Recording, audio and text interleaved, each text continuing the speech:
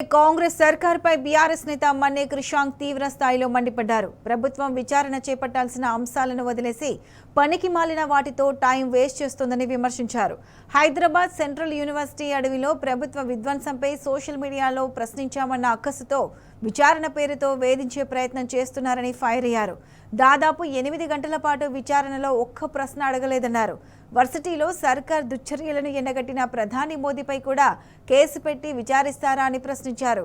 రేవంత్ సర్కార్ బెదిరింపులకు భయపడేది లేదని తేల్చి చెప్పారు. ఈ నెల 18న మరోసారి రావాలని నోటీసు ఇచ్చారన్న క్రిషాంక్ విచారణకు సహకరిస్తూనే తమ హక్కుల కోసం పోరాడతామని స్పష్టం చేశారు.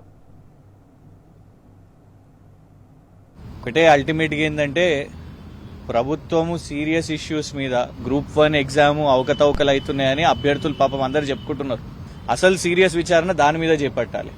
అది కాకుండా సోషల్ మీడియాలో ఏం ఫోటోలు పెట్టినరు, ఏ పక్షి ఫోటో ఉంది, అక్కడ జింక ఫోటో ఉందా, డ్రోను ఇమేజెస్ ఏం గదే విషయము.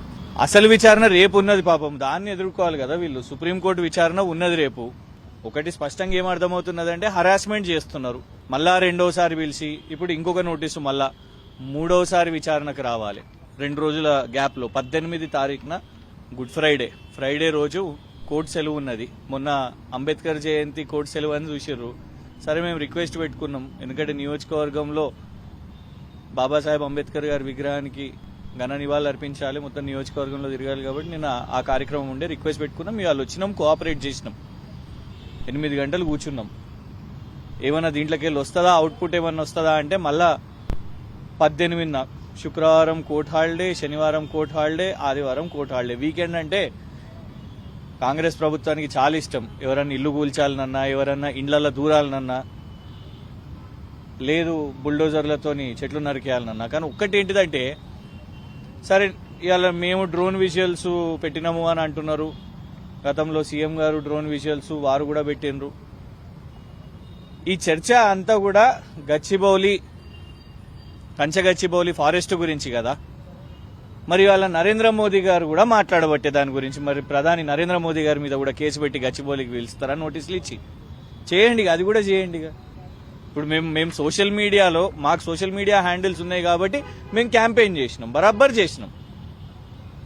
ఆ పోస్టులు కూడా అట్లనే ఉన్నాయి. అదే చెప్పిన, ఆ పోస్టులు ఏం తొలగించలేదు. ఆ పోస్టులు అక్కడ ఉన్నాయి. అవన్నీ కూడా మీరు అంటున్న డ్రోన్ విజువల్స్ బరాబర్ అక్కడనే ఉన్నాయి. వేల మంది, లక్షల మంది పెట్టిర్రు. ప్రభుత్వానికి ఎంత పని లేదో, ఎంత ఖాళీగా ఉన్నారో అర్థమవుతున్నది. కానీ ప్రతిపక్షానికి మాకైతే పని ఉన్నది కదా, నాకు పని ఉన్నది. నేను మస్తు అంశాలు మాట్లాడాలి, మస్తు ట్వీట్లు వేయాలి. ఇంకా గ్రూప్ 1 కానివ్వండి, రైతుల అంశాలు కానివ్వండి, బీఆర్ఎస్ రజతోత్సవాలు కానివ్వండి, అన్నీ మేము చేయాలి. ఇంకోటి ఇది ఒకటే కాదు కదా. నాకే అనిపిస్తున్నది, అరే పబ్లిక్ ఇష్యూస్ మాట్లాడుకుందాం. పబ్లిక్ ఎన్నో ఇష్యూస్ ఉన్నాయి. ముఖ్యమంత్రి గారి కార్యాలయంలో కొందరు పనికిమాలిన సన్నాసులు ఉన్నారు. ప్రభుత్వ జీతాలు తీసుకుంటూ ప్రజలు కడుతున్న ట్యాక్సులతోని ముఖ్యమంత్రి గారి కార్యాలయంలో కూర్చొని ప్రభుత్వ జీతాలు అనుభవిస్తూ ముఖ్యమంత్రి చేస్తున్న పనిని నువ్వు గప్పాలు కొట్టాలి, ముఖ్యమంత్రి గారిని ఆహా ఓ అని భజన లేపాలి.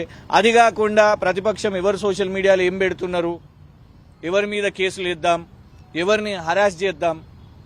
ఇప్పుడు అల్టిమేట్గా వాళ్ళకి కావాల్సింది నా మొబైల్ ఫోన్ అంట. సుప్రీంకోర్టు చెప్పిన ప్రకారంగా మన గౌరవ హైకోర్టు, మా లీగల్ సెల్ వాళ్ళు కూడా హైకోర్టు జడ్జిమెంట్స్ కూడా చూపెట్టినరు. గతంలో ఇదే పోలీసు వాళ్ళందరూ కూడా పాడి కౌశిక్ రెడ్డి గారు మొబైల్ ఫోన్ తీసుకున్నప్పుడు కూడా జడ్జిమెంట్స్ ఉన్నాయి. అవన్నీ కూడా చెప్పిరు అట్టెట్లా మొబైల్ ఫోన్లు తీసుకుంటారని.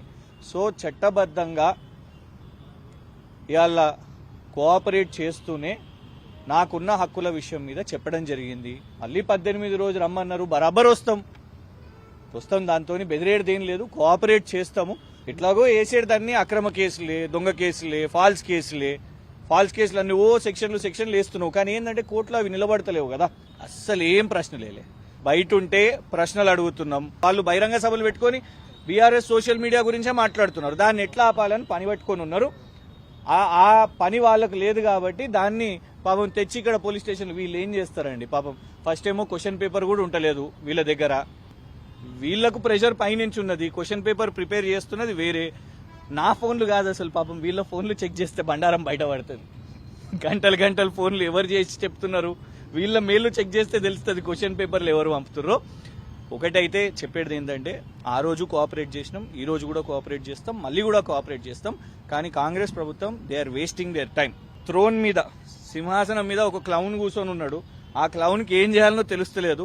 ఇప్పుడు విదేశీ పర్యటనకి ఏదో పోయిండంట, వచ్చే కంపెనీలు అయితే వస్తలేవు.